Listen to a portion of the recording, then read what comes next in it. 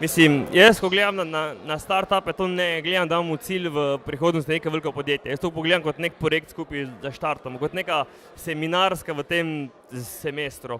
In z vsemi, ko sem zdaj sodeloval v timu, sem na njih gledal kot na soigralce, recimo pri enem basketu. Se pravi, 4 smo, 3 trenutno igramo.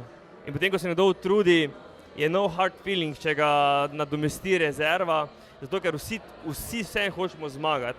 In če nas ne zapusti, jaz ne gledam, da smo niti približno, da smo se skregali, samo v tem času trenutno niso vse misli poravnane pa enako ambiciozne. In mogoče bomo z nekom, ki je pač šel danes stran, na naslednji ideji čez 1 leto spet skupaj. Preprosto gre za to, da probamo res v tem kratkem času čim bolj uspeti, pa da smo čim bolj vsi motivirani.